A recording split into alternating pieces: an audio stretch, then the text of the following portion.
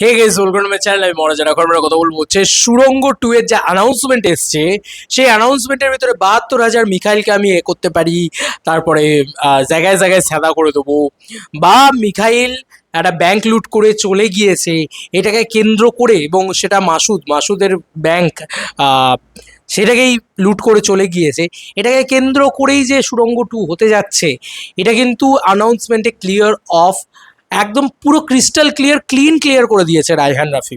তো এরকম একটা পরিস্থিতিতে যখন এসবিএফ এরকম ধরনের ঘটনা ঘটিয়ে ফেলেছে, তখন আর কিন্তু কোনো রকম কোনো সন্দেহ রাখার জায়গা নেই যে শাকিব খানের কোনো রকম কোনো দৃশ্য আর রায়হান রাফির সুড়ঙ্গ 2-তে থাকবে না।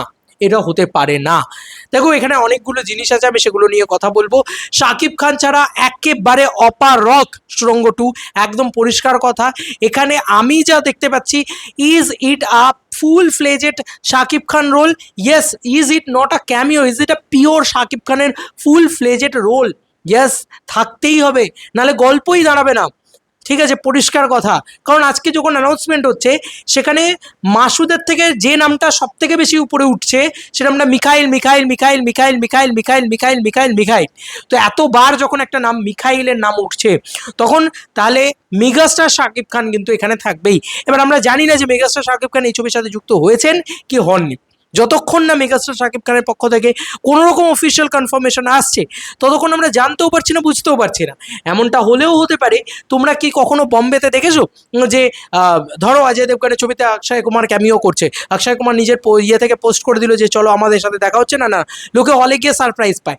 এমন কিন্তু কিছু হলেও হতে পারে। স্পাইডারম্যান, হলিউডের কথা বলছি বন্ধুরা, স্পাইডারম্যানও অ্যান্ড্রু গারফিল্ড থেকে শুরু করে টবি ম্যাকওয়ার কেউ কিন্তু আছে, এ কথাটা কিন্তু দেখায়নি তারা আগে থেকে, তারা কোনোভাবে রিভিল করেনি। তো কোথাও গিয়ে রায়হান রাফি হয়তো লুকিয়ে রাখতে পারেন।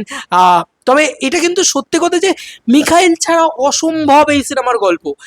আমি বলতাম যে সুড়ঙ্গ 2 হয়ে যেত, কোনো অসুবিধা ছিল না যদি মাসুদ রানার তার ব্যাক স্টোরিটা দেখানো হতো, ইলেকট্রিশিয়ান থেকে সে কীভাবে গ্যাংস্টার হয়ে উঠলো এটা দেখানো হতো। কিন্তু অ্যানাউন্সমেন্ট কেন এভাবে করা হলো? অ্যানাউন্সমেন্ট করা হলো মিখাইলকে কেন্দ্র করে, যে মিখাইল মাসুদের টাকা লুট করে বেরিয়ে গেছে।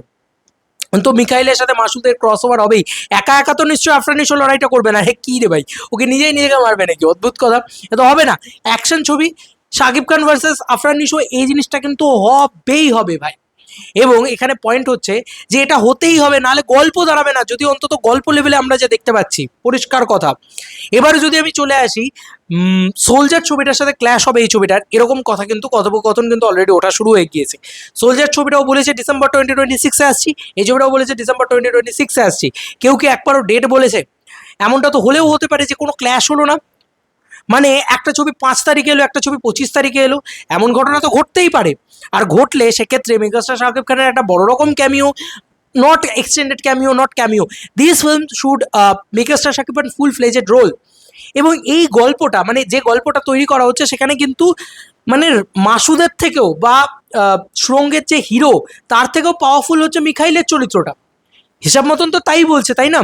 তো তাহলে মেগাস্টারের তো এই ছবি করা উচিতই, একদম চোখ বন্ধ করে। আমার ব্যক্তিগতভাবে যদি আবার জিজ্ঞেস করো, আমি কিন্তু আবার এই কথাটাই বলবো যে আমার মনে হচ্ছে যে মানে আফরান নিশোর যে চরিত্র, তার থেকেও গুরুত্বপূর্ণ চরিত্র এখানে মিখাইল। মিখাইল ছাড়া কিচ্ছু সম্ভব না। তো সেক্ষেত্রে মিখাইল কিন্তু থাকতেই হবে ছবির ভিতরে।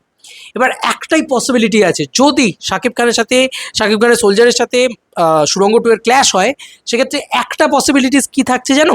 সেটা হচ্ছে যে শাকিব খান ধরো কোনো ছবি শ্যুট টুট কিছু করলো না, ঠিক আছে, যা হোক একটা এক সাইডে রাখলো, কিন্তু রায়হান রাফির কাছে এরকম কিছু ফুটেজ হয়তো আছে যেগুলো সুড়ঙ্গর টাইমে, সরি তাণ্ডবের টাইমে সে শ্যুট করেছিল, সেগুলোকে সে ব্যবহার করবে সম্ভবত। এই একটা পসিবিলিটিস বিভৎসভাবে থেকে যাচ্ছে।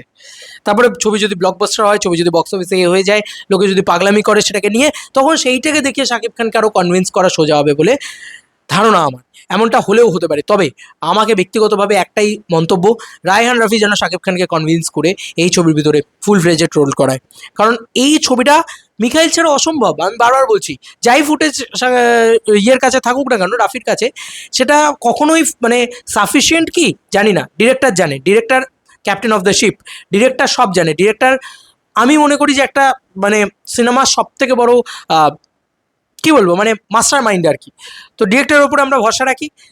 আফরান নিশোর কি চরিত্র, দেখো আফরান নিশো একটা জিনিস বুঝতে হবে, আফরান নিশোরও কিন্তু অনেক একঘেয়ে ছবি হয়ে গেছে, এই দাগি এই ছবিগুলো আর মানে খুবই মানে আমরা যারা মাস ছবির ভক্ত তারা কিন্তু খুব একটা এক্সাইটেড ছিলাম না এই ছবিটা। ইভেন সুড়ঙ্গও কিন্তু পিওর অন মাস ফিল্ম নয়, বাট সুড়ঙ্গটাও কিন্তু পিওর অন মাস ফিল্ম হতে যাচ্ছে, ফুল পুষ্পা ভাইবস।